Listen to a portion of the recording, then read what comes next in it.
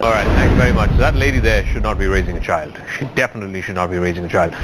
All right, let's talk about what we've got up here on Face Off Friday night edition. The North-South divide, which has always existed, certainly subconsciously it has, but it's now getting divided, it's getting accentuated further, and it's become the political talk of town. Certainly in South India it has. Leaders from South India, whether it's Siddaramaiah, Chandrababu Naidu, even M.K. Stalin, are all feeling aggrieved that their respective states contribute far more to the national tax kitty, and yet they receive far less from the central government compared to northern states. Here's the story so far. It all began with a tweet from Siddaramaiah, the Karnataka Chief Minister today. He tagged all the other southern chief ministers, and by the way, they're from different parties.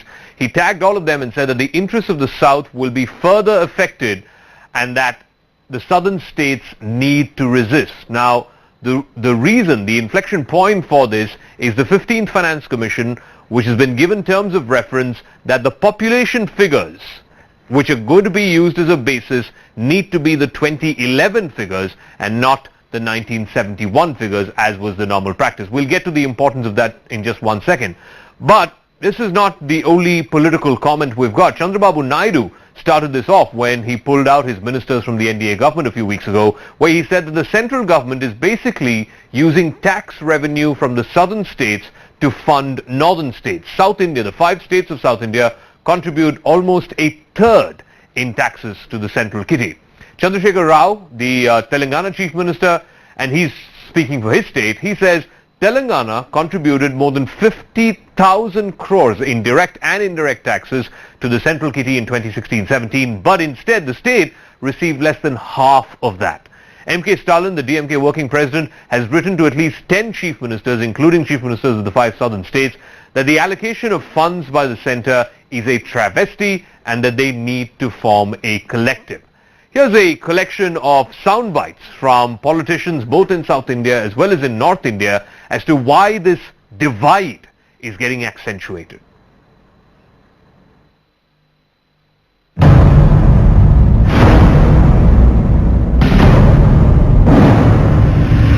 Total tax collection in the country, Karnataka is contributing 9.47, out of which we are getting only 4.65. ఇవన్నీ కూడా దక్షిణ భారతదేశంలో ఎక్కువ పన్నులు వస్తున్నాయి, కానీ డబ్బులతో ఖర్చు పెట్టే ఉత్తర భారతదేశంలో ఎక్కువ ఖర్చు పెడుతున్నారు.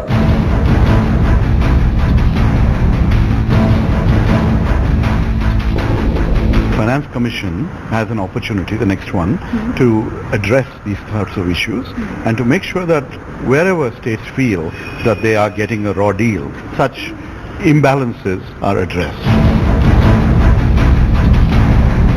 Today, when we see a greater impetus being or greater importance being given to Hindi, we feel that the Delhi-based government is starting to act in a pretty high-handed and autocratic manner.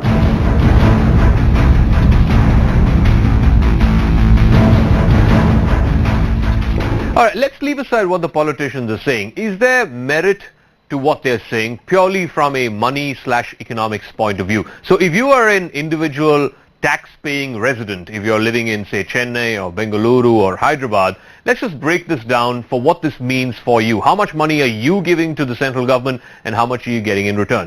Let's take, for example, the state of Karnataka. If you were to divide the entire amount of taxes that Karnataka pays to the central government, both direct and indirect taxes, and then divide that by the population of Karnataka, it works out to about 19,000 rupees per individual taxpayer in the state of Karnataka. What the central government gives Karnataka in the form of subsidies, grants and so on and so forth is only 6,300 rupees. So there's a difference of over 12,000 rupees for each individual resident of the state of Karnataka between what is taxed on him or her and what he or she receives from the central government. Same is the case with the state of Tamil Nadu. Individual taxpayers, if you were to divide it out with every single citizen of the state of Tamil Nadu, an individual taxpayer pays on an average 18,500 rupees to the central government. What you get in return is 6,200 rupees. The shortfall is about 12,300 rupees per individual taxpayer. Even in Kerala, you'll be paying 12,600 rupees. Every individual taxpayer will be paying 12,600 rupees to the central kitty. You're getting in return a little less than $7,000, the difference being 5,700. This, remember, are figures from the RBI and the Ministry of Finance. So if you're an individual taxpayer, it seems like you have a lot to be aggrieved of. Now, you juxtapose this with the northern states. In the state of Bihar, for example, if you were to divide the total tax paid by the state of Bihar, direct and indirect taxes, and divide that by the population of Bihar, each individual taxpayer in Bihar will be paying 7,200 rupees. What the central government gives to the state of Bihar in the form of special packages, in the form of subsidies, aid, grants, etc., works out to about 30,400 rupees for every single citizen in the state of Bihar, every single resident in the state of Bihar. So per individual, an average Bihari gets 23,200 rupees more from the central government than what is taxed from that state. Take the case with Uttar Pradesh. Each individual taxpayer in Uttar Pradesh pays 7,000 rupees to the central government. Instead, the central government gives them, through different routes and different forms, whether it's subsidies or aid or grant, 11,200 rupees. That's a net gain of 4,200 rupees. So this is why leaders in South India, same is the case with Rajasthan, by the way, this is why leaders in South India are aggrieved. They feel that their individual taxpayers in their respective states are contributing way more to the central kitty, and they're not getting enough. Instead, they feel much of that money is being given to the northern states. So the question they are asking is the South effectively simply only subsidizing the North? We'll take a break here at this note. When we come back, we'll have a full panel. We'll be opening this up to our debaters. Joining us on the panel tonight will be Narendra, Taneja, spokesperson of the BJP, Ratan Charda, RSS ideologue, Sanjay Jha, spokesperson of the Congress. Tara Krishnaswamy is an economist based in Bengaluru, and a story that she wrote went viral, talking about the United States of South India. DP Satish is senior editor with News 18, and RK Radhakrishnan, senior deputy editor of the Frontline magazine. Also coming up at 8:25, one of the most articulate faces from South India, the Thiruvananthapuram Member of Parliament, Shashi Tharoor. He will be speaking to us at 8:25 p.m. And why there is a very strong feeling in southern India that there is a divide and that they're getting a raw deal. So Tharoor will be joining us, that exclusive, coming up at 8:25 p.m. Quick break. We'll see you on the other side.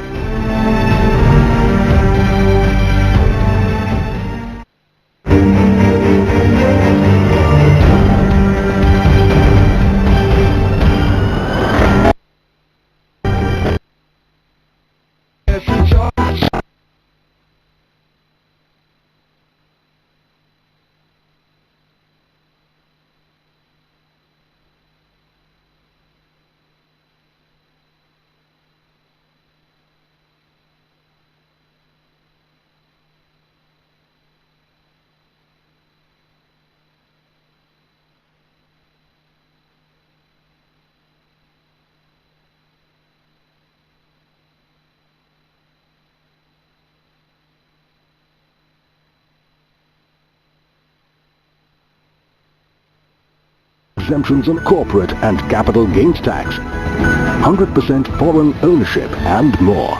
Come, invest in the manufacturing sector in Gabon. अपनी car पे होगी बेफिक्री की सवारी जब आप अपनी car को fuel up करवा लेंगे नेशनल इंश्योरेंस की प्राइवेट कार पैकेज पॉलिसी के साथ। National insurance, trusted since 1906। पता है, अब डाकघरों और बैंक में भी आधार बनवाने और अपडेट करवाने की सुविधा उपलब्ध है। देश भर में 6,500 डाकघरों और 7,000 बैंक शाखाओं में आधार केंद्र है। जल्द ही 13,000 डाकघरों और 14,000 बैंक शाखाओं में आधार सेवाएं उपलब्ध होंगी। इनकी जानकारी आप uidai.gov.in या 1947 पर कॉल करके ले सकते हैं। मेरा आधार, मेरी पहचान। थोड़ा दिन मामा, बेटा इतना रिचार्ज क्यों करवाया? भी आप ही ने तो बोला कि बातें भी पूरी नहीं हुई और तू जा रहा है। जिंदगी जीने का नया तरीका शुरू करो। पेटीएम करो। Get your kitchen to the next level of luxury with Architect Drawers. Hetic fittings make your furniture work beautifully. German quality you can trust. Orient Aerostorm with the highest ever 300 cmm air delivery. Very powerful, very silent. Aero series fans. Orient Electric. Switch to smart.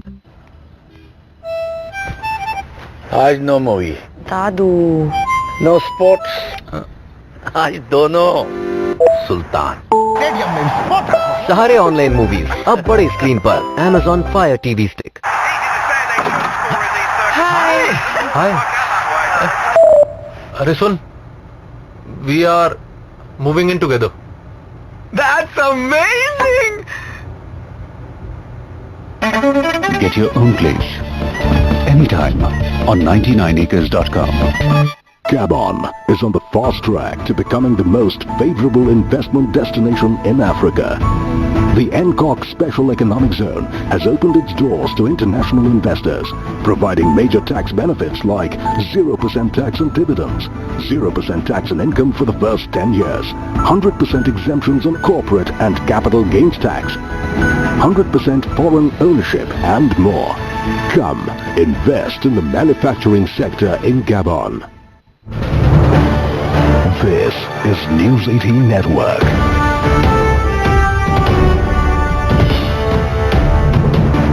India's largest news network.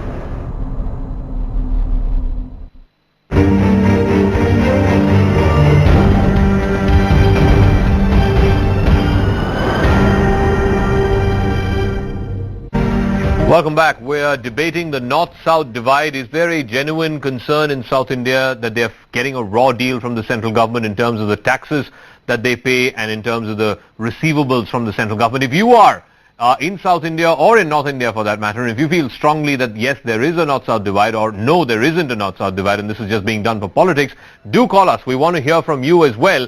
01204341895 is our number. Is the North being rewarded for not controlling its population? Is the South being penalized for population control? And essentially, is the South subsidizing the North? Is this an unfair deal or is this pure politics? Is a developed South subsidizing a populated North? Joining us on our talking point, Narendra, Taneja, spokesperson of the BJP, will be joined in a moment by Sanjay Jha, spokesperson of the Congress, Ratan Sharda, RSS IG Log, R.K. Radhakrishnan, Senior Deputy Editor of Frontline, D.P. Satish, Senior Editor at Network 18, and Tara Krishnaswamy is social activist and author who wrote a piece some months ago which really set the internet on fire, talking about the United States of South India. Let me start with you, Narendra, Taneja.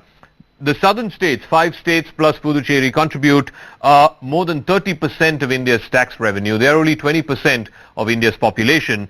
It also accounts for about a quarter of India's GDP, and yet, as I listed out in the first half of the program, they get anywhere between 30% to 75% less than what their contribution is in terms of tax payments to the center back from the central government. Isn't that unfair? Isn't that a genuine grievance? Zaka, there is no North-South divide when it comes to the people, when it comes to the country. There is no such thing. It's the creation of the Congress party. When Congress is desperate, they can go to any extent, even set the country on fire. That's Congress for you. The question is, you see, in the family, India is one united family. If in the family you start counting bread and pennies like that, it's a recipe for disaster. This only makes countries like China and Pakistan happy. Who else? Now the question is, we really want to look in these terms. You know, Haryana gets 70% of its revenue come from one city. It's called Gurgaon. In Uttar Pradesh, majority of revenues come from Western UP. Should now Western UP start saying we don't want Eastern UP? Is that the way? Secondly, when look at the large companies in the south, Mahindra, Infosys, Hyundai, Korean company but based there. Majority of these companies, big markets are in the north. Money comes from the north. Their revenues come from the north. And also when you look historically in the 50s and 60s, 70s, majority of public sector undertakings paid by North Indians also, paid by the poorest of Indians, including ISRO, including HAL, including telephone industry, including coaching shipyard. These were all built in southern part of the country. Because North was due to Mr. Taneja, you know, one second. I'll get to the politics. I'll get to the politics. They are dangerous people. I'll get to the politics. I'll get to the politics in 1 second. Because we're awaiting the line to be through to Sanjay Jha. Leave the politics aside for 1 second. You're an economist, right? So let me just purely talk from a point of view of numbers. And by the way, I mean, as much as you say this is a Congress-inspired propaganda or whatever, Chandrababu Naidu is the one who started it. He's not a congressman. KCR backed it up. He's neither a congressman. But let me purely go by numbers, okay? For every 1 rupee of tax, every 1 rupee of tax that a resident in Andhra Pradesh pays to the central government, both direct and indirect taxes, what he or she gets in return is 67 paise. That's a loss of 33%. In Karnataka, for every rupee of tax that a resident of Karnataka pays to the government of India, they get in return 47 paise. That's a loss of 53%. In Kerala, for every rupee that a taxpayer pays to the central government, he or she gets back 25 paise. That's a 75% loss. And in Tamil Nadu, it's 40 paise for every rupee. That's a 60% loss. Isn't that a grievance? Isn't that a genuine grievance? Let's leave the politics aside. Purely talk from a point of view of numbers. It is not. Numbers. I'm leaving politics completely out. I'm talking hard economics. Nothing else. Hard economics.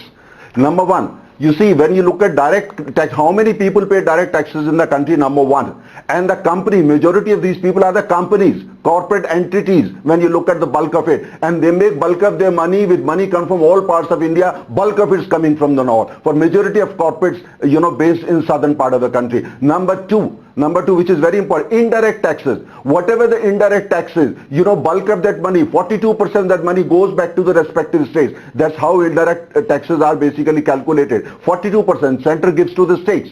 Number three, when it comes to this, when you look at the public sector undertaking, including Indian Railways, that's not how the money is spent. Money is spent wherever it is necessary. Whether you are building a national power grid, the South Indian grid was not connected with the North. If the money comes from all over the country and it is connected and the money is invested in other part of the country. And final point I want to make, if you really want to look at for those people who are talking such things, people who gave their life during IPKF Operation Sri Lanka, for the cause of Tamils, majority of them were from North India. Do you want to, start counting drops of blood also? So people behind such thing and generating such economic, or this is nonsense. They are the people who don't understand Sanjay Jha is now, Sanjay Jha is now online. Majority of South Indians reject them. Sanjay Jha is now online. Sanjay Jha, Narendra Taneja's point is, you are propagating this. The Chief Minister of Karnataka, Siddaramaiah, tweeted this out, tagging all the other South Indian chief ministers. This is classic divide and rule by the Congress party. Nobody in South India buys this kind of divide and rule. And, I mean, he's not saying this, but essentially I'm paraphrasing what he's saying, that this is borderline secessionism. You're encouraging borderline secessionism.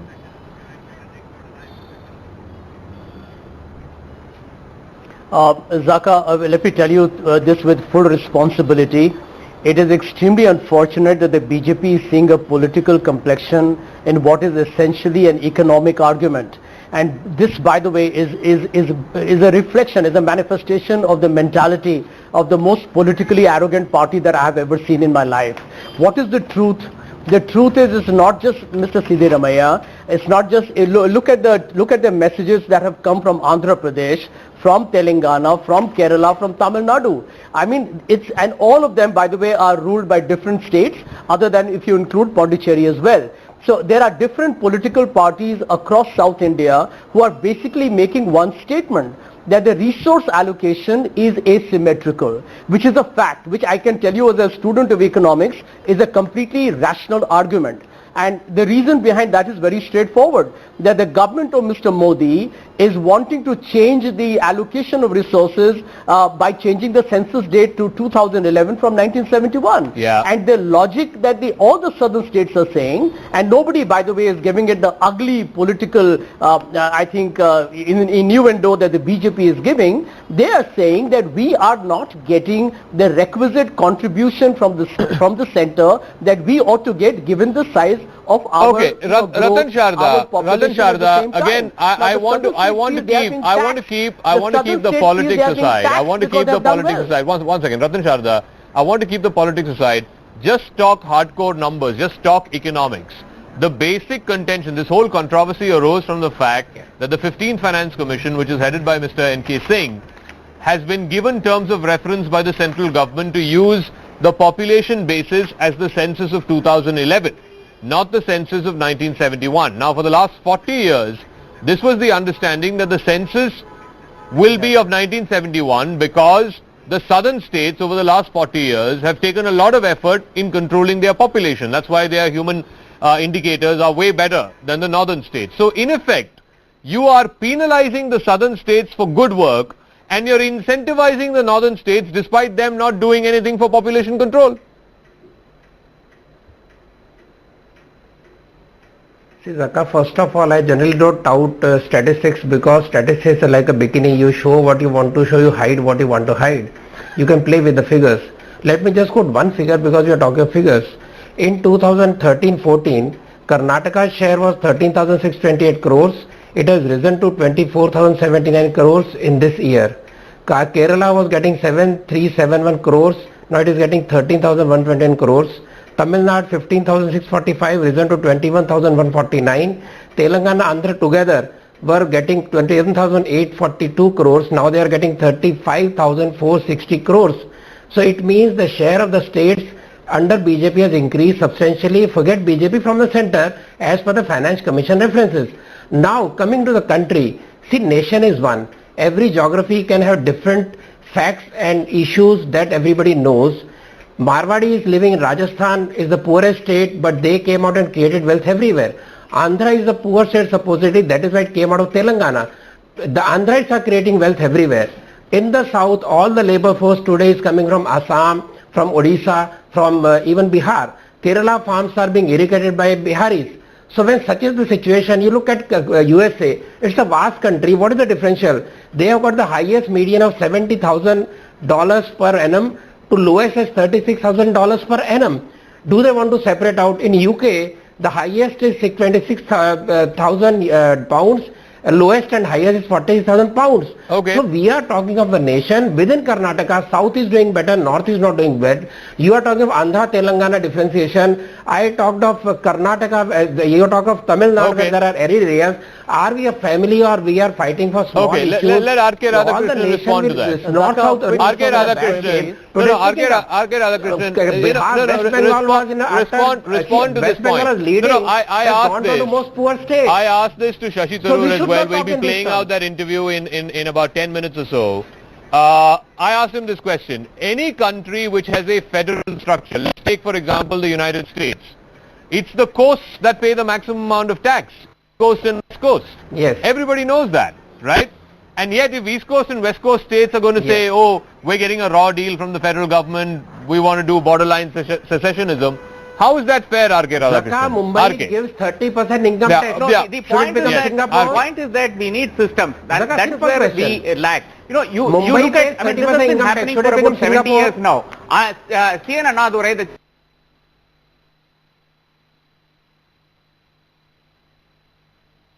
the north is getting all the benefits, whereas the south is not getting any at all. This is not the complaint from yesterday and today. This is not Siddaramaya's problem. This has been happening from the 50s. You know, when I was a kid in Palghat, for instance, there was a hot and wheel and axle plant which is supposed to be located in Kanjikode, industrial belt of Kerala. Everybody came from the railways and started looking at stuff and all that. Finally, it goes to Ludhiana. Somebody spoke about, the BJP spokesperson spoke about the PSU numbers. Let's go state by state. I can tell you for a fact that the largest number of PSUs are in North India. Why is that? The south is the production capital. Somebody was talking about Hyundai and other things. It was a competitive bid. States bid to get these people. Ford, every single transport company, every single automobile maker wants to be in the south. Why? Why does investors want to be in the south? Why is it Uttar Pradesh? Because Uttar Pradesh is so inefficient. Barring Noida, there is nowhere where there is infrastructure. You pass Gurugram, the thing called Gurugram, there is nothing in Haryana. And that is a fact. We all started on an equal footing. We all had state governments, and the north has deliberately siphoned off money. The politicians of the north are responsible for the situation, and now we are paying for it. The south is actually paying for it. And you know, finally, you know, you brought in an amendment, and that is the basis of delimitation in 1976. Yes, it was during the emergency. Now there is another amendment, I think 84th amendment, which was enacted in 2001. Why change that? Why change the terms of reference when it very clearly states that we can examine this in 2026? 15th Finance Commission's the change of TOR is a serious issue for South India, because we will be with a begging bowl. All the finance ministers will have to stand in a line in front of 7RCR and hope that Modi gives them darshan and gives them some money. Okay, Is this what we want? We cannot, we've done an interview. Crumbling across We've done an interview with Dr. Thomas Isaac, who's the finance minister of Kerala, and I think he's saying that all the finance ministers of the 5 southern states plus Puducherry will be meeting in the first week of April to find a collective strategy to try and get a better deal from the central government. But let me go to DP Satish. DP, how much is this political? What is the game that Siddaramaiah is trying to play in this entire thing by invoking, the other southern states, tagging the other southern chief ministers? Is there a feeling, DP, that this is being done to restrict the BJP, to restrict Mr. Modi and Mr. Amit Shah and the BJP as a Hindi North India party, a Hindi, Hindu, Hindustan kind of party? Is that the politics? Zaka, it is a genuine concern, okay? I agree with Mr. R.K. Radhakrishnan. What he has said is correct. See, all these things must be seen in a historical and political context. Whatever Siddaramaiah may have said may be politics, okay? I am sure elections are approaching and everybody is talking like this. But at the same time, you can't dismiss all these demands and genuine grievances of the South as just political gimmick. Okay, we must look at all these things in a historical and political context, okay? I am a South Indian and I live in a South Indian city, Bangalore. So the argument is, you cannot rob Peter forever to pay Paul, and after that let Paul decide what is national narrative. This is what these North Indians are doing. So this is the argument here. So at the same time, wherever I go in the South, it's not just Karnataka. If I go to Kerala, Tamil Nadu, Telangana, Andhra, people say one thing: South is like a tractor and North is like a bullock cart, and bullock cart is pushing tractor. How long can we do this? We cannot do it forever. So we have been doing this for the past 70 years. Secondly, this is not today's thing. I disagree with Mr. Narendra Taneja. History always repeats. In 1984, Rajiv Gandhi won a massive mandate. After that, in the entire South, there were 4 states. There was no Telangana. But the entire South was ruled by non-Congress states. Janata Party in Karnataka, TDP in Andhra, AIDMK in Tamil Nadu, and left parties in Kerala. All the 4 chief ministers, Ramakrishna Hegde, NT Ramarao, MG Ramchandran, EK Nayanar, they came together and put pressure on Rajiv Gandhi, saying that the Congress government at the center is discriminating against the South. Now the same thing is happening. Now Narendra Modi is Prime Minister at the center. He has got absolute majority, but he doesn't have a single government in the South. There are 5 states. All 5 governments are non-BJP governments. These chief ministers have come together, and some of them were ministers or MLAs in the previous governments 35 years ago. They are also making the same demand. So before talking like this, BJP spokesperson should go back to history and study that, okay? I am a journalist, but I don't agree with this argument. It is not just political. Wherever I go, I keep hearing. Okay, Mr. Taneja, you want to respond? You want to respond to DP's point? You want to respond to him quickly? Yes. Yeah. Yeah, just give me a little time. You see, point is this is entirely political, and Mr. Siddaramaiah is doing it just to save his own party existence, because Congress is facing existential crisis.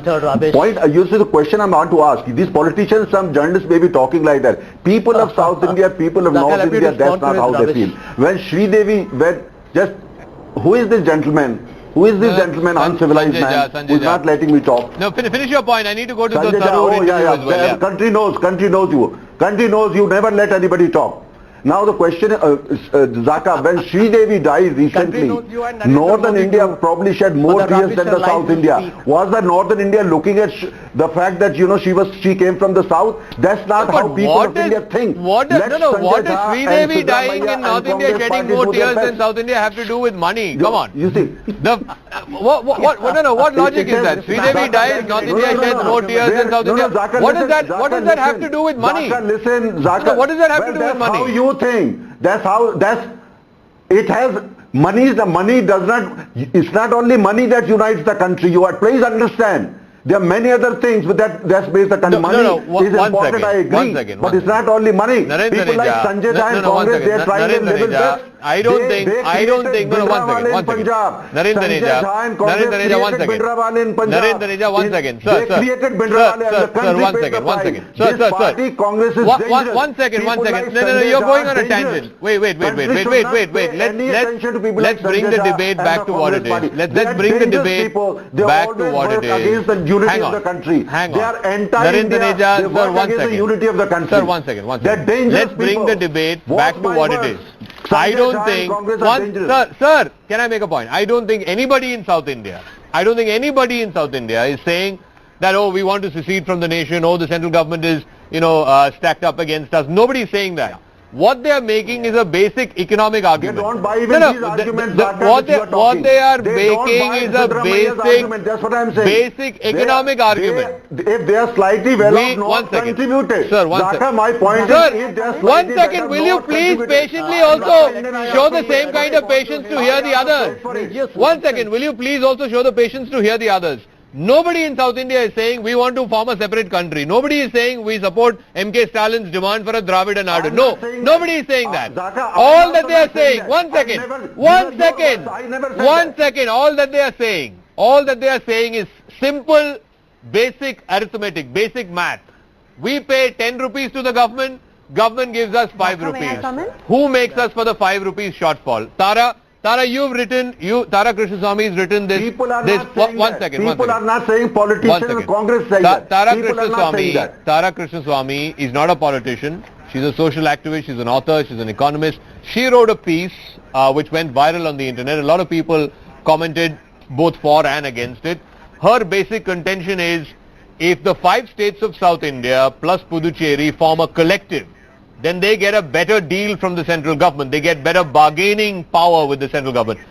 Why do you think that that's a good idea? Because that will then force other collectives also. UP and Bihar can then form a collective. The eastern states can then form a collective. Where does that leave the Indian Union, Tara Krishnaswamy? Yeah, great question. I'll really thank the male members of the panel, which is everyone but me, to if they could please give me my equal fair share, since that's what we are talking about, of time to say what I want to say. Now, the Indian Union can only prosper if the states prosper. There is no notion of India prospering unless the states prosper. True. The moniker United States of South India itself says it's South India. It doesn't say we are South or we are just some other country. It says United States of South India. So you're very much an integral part of the country. There's no question of secessionism. So the people that are thinking that way should completely stop that. And I mean the people on the panel, right? Now, everywhere in the world, if you have countries that have common problems or states within countries with common problems, it is quite possible that they band together and they talk about how to solve those problems. For example,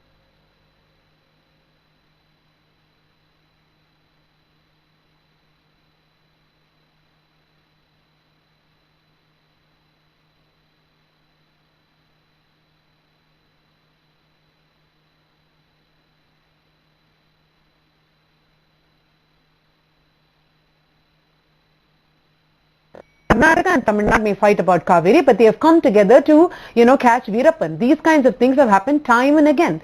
And like you said, let the other states come together too.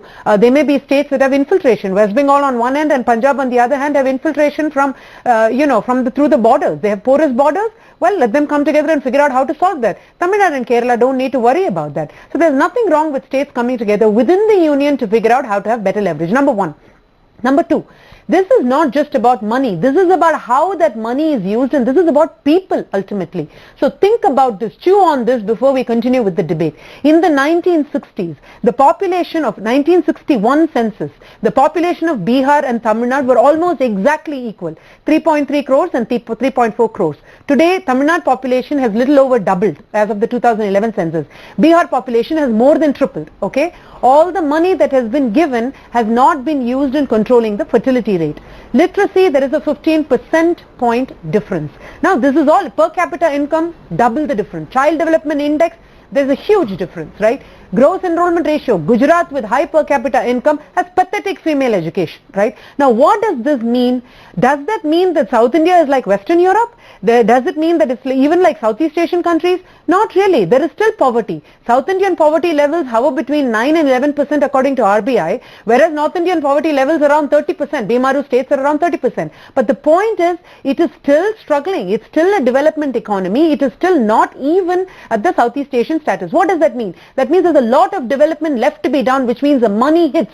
When the money doesn't come, people cannot continue to be educated, we cannot continue to create jobs. And states need to create the jobs. This is why even though the central government came to power in 2014 promising millions of jobs, they are not able to deliver it because the jobs essentially have to be created by the state. Every service a citizen expects, be it education, be it food, has to come from the state. That means state must be given money. And if you don't give states their fair share of money, and I'm not saying richer states shouldn't subsidize poorer states, we should. It is our own brothers. But there should be a sense of proportion. And that proportion must always be re-evaluated against outcomes. If the outcomes of the southern states are better, please borrow the policies. Please borrow the best policies. Practices. If midday meal scheme is better, why isn't it mandated across India? Tara, give me 1 second. What we'll do is I want to play out that interview that we did with Shashi Tharoor, and he was one of the members who was tagged in Siddaramaya's tweet today along with the chief ministers of the 5 states plus Puducherry. I spoke to Tharoor and I asked him, explain to a national audience why such a grievance exists, if at all this is the feeling amongst a large majority of the people there, and what needs to be done vis-a-vis this 15th Finance Commission to redress that grievance. This is Shashi Tharoor, Member of Parliament from Thiruvananthapuram, arguably one of the most articulate faces from South India. Dr. Tharoor, can you explain to our viewers why people in the southern states feel aggrieved that the Finance Commission has decided to stick to 2011 census as the basis for population and not the 1971 census? Some would argue, why would you stick to a population figure from 40 years ago? For example, Uttar Pradesh 40 years ago had a population of 8 crores. Today it has a population of 20 crores. So wouldn't it make sense to stick to the population figures of the last census? The southern states have essentially been the good performers when it comes to human development, including population control. They have transformed their economies, but in the process have also kept their populations down. Now, instead of being rewarded for that, they find they're being punished. So Siddaramaiah has pointed out in a Facebook post, for example, that for every rupee that a resident of UP pays in taxes, UP gets 1 rupee 79 paise back from the central government, whereas for every rupee that a Karnataka pays in taxes, they get just 47 paise back. There is a second and larger concern behind all this, and that goes to the issue of political representation. Though the Finance Commission was not covered in the particular legal provision I'm about to talk about, it represents the same understanding that to keep India united, you need to balance fairly the interests of North and South. So back in 1976, the 42nd Amendment said that basically we would freeze the apportionment of political representation, Lok Sabha seats, at the 1971 census figure. And when that 25 years was to expire in 2001, the Vajpayee government decided to extend it for a further 25 years because precisely they felt that we should not disenfranchise the South because the lower population growth rate in the South was going to prevent it from being able to hold on to the Lok Sabha seats it has. Can you imagine a situation coming when we switch to the 2011 census? The southern states would lose many of their MPs. They would feel they could be outvoted on any issue. Just a few days ago, M.K. Stalin, the working president of the DMK, had also written a letter to all the southern chief ministers where he once again encouraged this idea of Dravida Nadu, or a separate country for the southern states. That would be borderline secessionist. Wouldn't this, a genuine demand of grievance with the Finance Commission, wouldn't that suddenly spill over into borderline secessionism? Aren't you worried about that? This is a genuine worry for me. I have to say that it's only if a part of the country feels a terrible sense of injustice or unfairness that such a talk could even happen.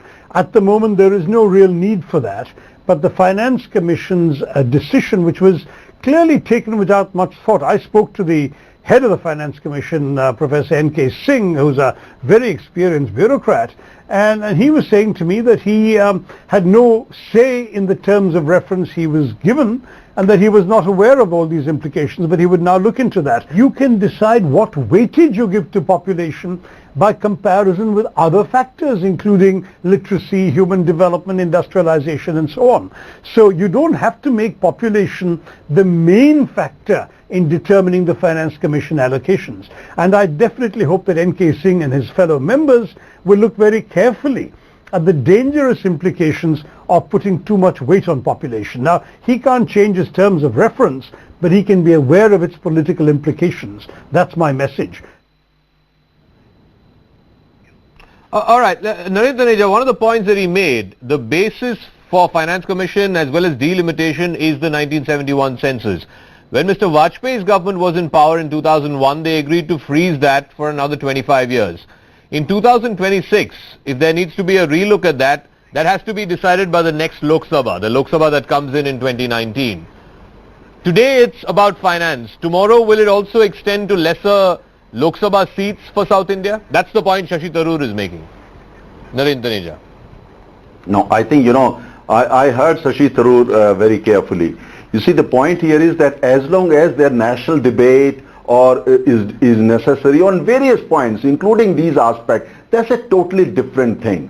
When you convert a debate which should be ideally scientific in nature, convert that into a political debate with Karnataka Chief Minister has done, then of course the outcome is going to be different, the reactions are going to be completely different. And those who follow these things, I just want to say, look at peninsular India, look at northern India, northern part of the country, typically, generally speaking, and even the neighboring countries like Pakistan, Bangladesh and Nepal are overflowing with people. That's true. But we got to study why those areas, including northern part of the country, their population is growing faster than in the peninsular India or in Sri Lanka or further down in Maldives. Those are things that need to be scientifically debated. I'm not against any scientific discussion on the issue, including this issue. That's a different thing. But what happens when people bring such issue like Chief Minister of Karnataka on the eve of the election, and then they try to basically give it a different twist? Then and suddenly you find even a person like Mr. Shashi Tharoor trying to give it. Then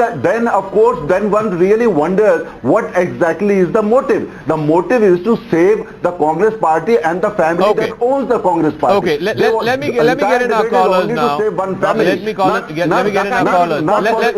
Let me get in our callers, please. Let me get in our callers. Congress live from one family. Let me get in our callers. Sir, let me get in callers. 01204341895 is the number you need to call on. Mr. Sachin is calling us from Faridabad. He's our first caller tonight. Good evening to you, Mr. Sachin. Good evening. Good evening, sir. I would like to say that why not all the CM come together and form a population control policy. Okay. We have a population control policy. But we don't have a strict policy that we should have a two-child norm, as we are already a highly populated country. Yeah. Okay. And the same issue is coming here.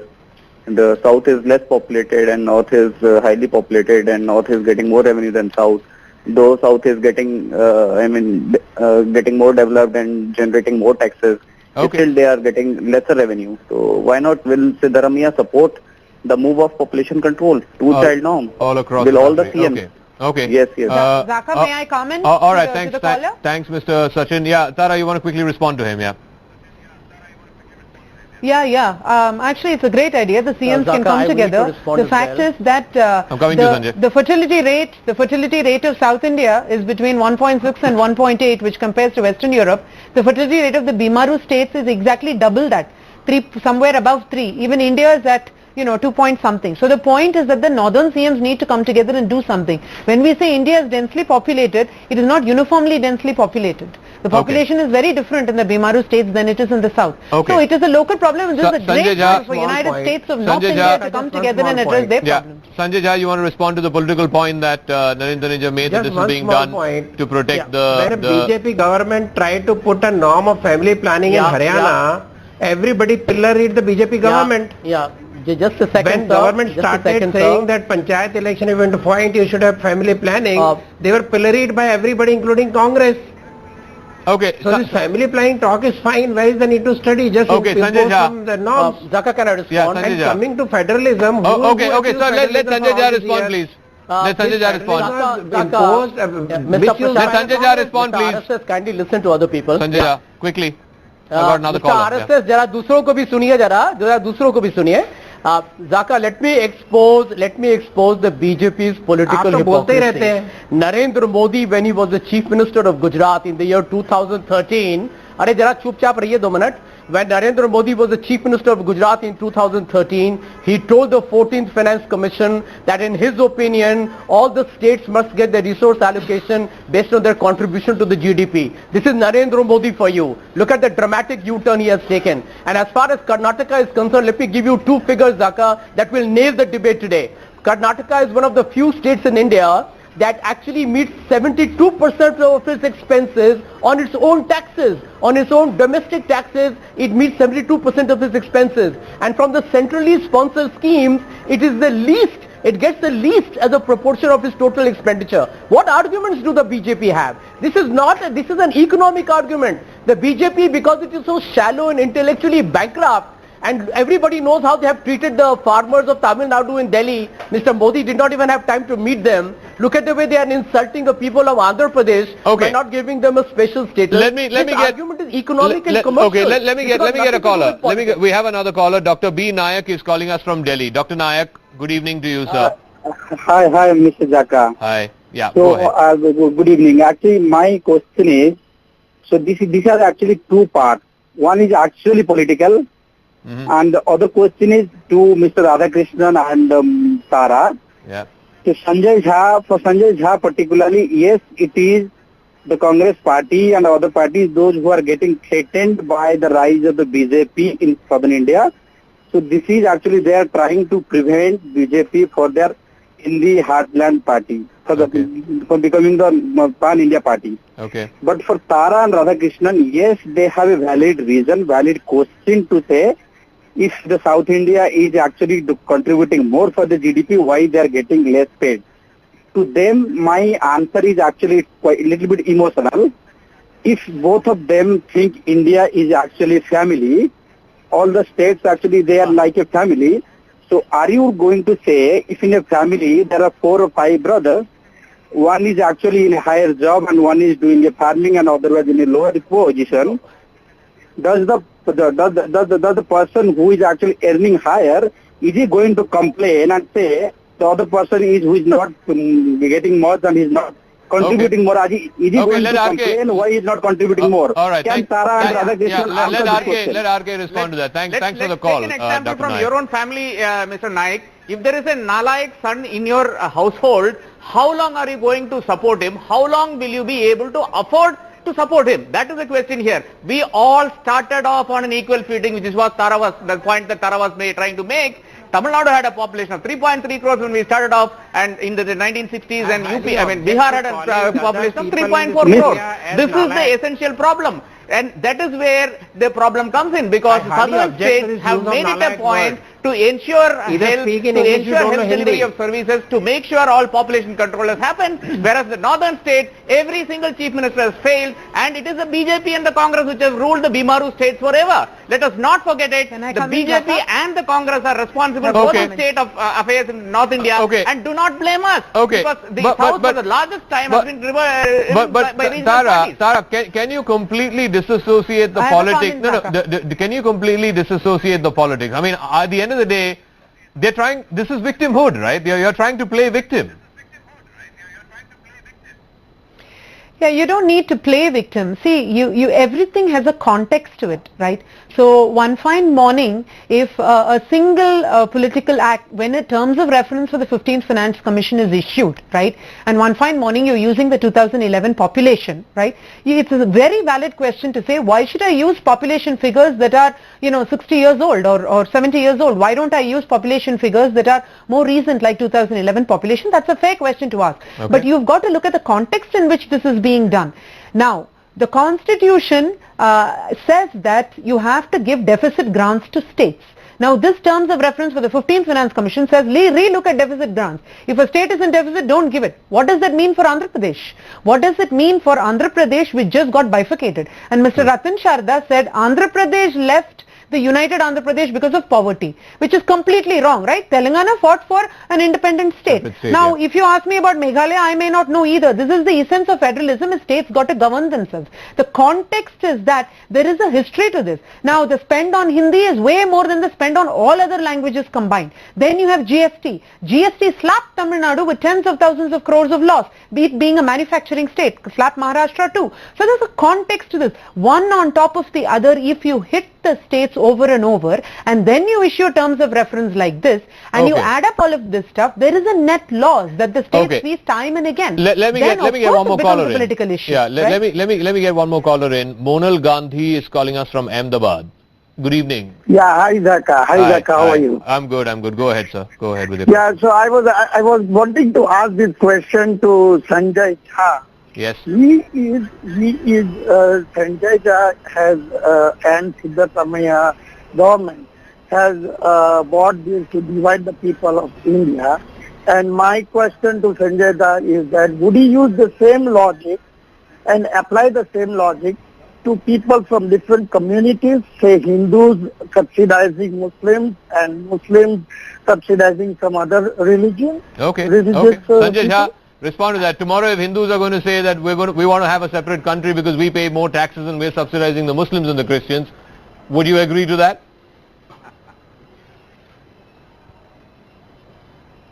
Well, let me tell you this. I don't think anybody is fundamentally challenged the one basic principle of any federal structure, which is that the more affluent states in a country will end up definitely supporting or subsidizing those that need to grow. That is the way actual spirit of cooperative federalism works. But under Narendra Modi's government, this is nothing but a cosmetic trope. You look at how Narendra Modi Zaka, talks when he goes to different states. Yeah, he actually talks as if he's doing a big favor, whether it's to the southern state or whether it is to any state which is non-BJP. Narendra Modi makes it out as if it is his private fiefdom and he's doing a big favor by making a contribution from the central budget. Narendra, this is the attitude, the political hubris of the BJP. And by the way, you've got as much time, if not more time, than every other panelist. Questioning them on economic rationale. There is an economic rationale for questioning. Narendra, respond. That's federalism. You see, 2 points, Zaka. Congress spokesperson says that BJP is intellectually bankrupt. Alright? So what is he trying to suggest? In democracy, you have to come and fight election. You have to go to the people, get mandate from the people, and people are rejecting you because your leadership is intellectually bankrupt. Your leadership is, the entire country knows it. Just go to social media. They will tell you. Okay. Number two, one of the co-panelists said that North Indians are nalai. Please don't use such expressions. If there is social media, they are calling BJP election chore. They are calling BJP election you know chore. what they call your leader? You want me to repeat it? You want to know what is on social media? I will tell you. Look, I'm not getting into yet another BJP Congress battle. Listen, gentlemen, I'm going to go to our final caller. Last line. Final caller. He's interrupting. No, I mean, I give you more than ample time, and I'm back to square one. I'm back to BJP versus Congress. No, for God's sake, this is way bigger than just BJP versus Congress. No, I'm sorry, Mr. Taneja, you are coming back. Everything comes back to BJP versus Congress. Final caller. Mr. Ali is calling us from Chennai. Final caller for the night. Mr. Modi basically. Mr. Ali from Chennai. Mr. Ali from Chennai. Yes, Mr. Ali. Mr. Ali, you're the final caller. You're the final caller, Mr. Ali. Yeah, good evening. Yeah, your question. Yeah, this is regarding the fellow friend of BJP. He was talking about he was always talking about BJP and Congress and all those things. Yeah. If northern states are not able to contribute, अगर उनका बत्ती गुल रहेगा तो बच्चा पैदा करेगा नहीं रहेगा और जब बच्चा पैदा करेगा Tamil Nadu we require labor, so people do come over there because we are able to transform. तो अगर आपके स्टेट में अगर हो सकता है, you develop your people, आप उधर जॉब क्रिएट करो. why you are allowing your people to go out? उनके पास बच्चा पैदा करने के लिए वालों को जगह टाइम ही नहीं है. And second thing, to that RSS ideology. Really sick, really sad. Really sad to hear this. Okay, This is what I'm going to wrap up. wants to happen to India. This is what Congress wants, to happen to India. I'm going to wrap up. I'm going to wrap up. You should be ashamed. I'll give Satish the final word. I'll give Satish the final word. Congress will this have? No, gentlemen. I'm sorry, Narendra, Taneja, Sanjay Jha. I'm going to be forced to pull down your feeder. Satish, final word, 30 seconds. Will this have any resonance in the election? Zaka, politics aside, this grievance is genuine. I am sure even after the election, irrespective of who wins, this debate will continue. Siddaramaiah is talking like this because whenever Modi and Amit Shah come to Karnataka, they ridicule that they have given this much of money and state government has siphoned off this much of money and etc. Siddaramaiah's argument is very simple. If you allow me he to says speak, central government doesn't create money, so they give our own money back. This is his argument. Okay. Even after the election results, will continue. They forget it. Okay. Ratan Sharda, 10 seconds, no more than 10 seconds. I have to wrap up. I have to wrap up. 10 seconds. Make your point. My simple issue is that you are abusing Modi but don't realize that southern states and all Congress states are treated like a backyard of Delhi by Congress party which was ruling the nation for 6 decades. Okay. Now having done this, this situation has to be improved. I'm going to wrap up. I'm going to wrap up. But trying to blame I'm really sorry. I'm really sorry. Time out. Dividing the country. Cut to Singhal. I'm really sorry that even on an issue such as this, which is primarily an economic argument that's being put forth by some chief ministers in South India, and perhaps there's a grievance there, is being reduced to yet another shouting match between Congress and BJP, as though Congress and BJP are responsible for all the ills that we face, whether in the north or whether in the south. Quick break. We'll see on the other side. Viewpoint will be here. Sanket will be here. And a big decision today by the Delhi High Court setting aside the disqualification of 20 Aam Aadmi Party MLAs. We'll see you in a moment.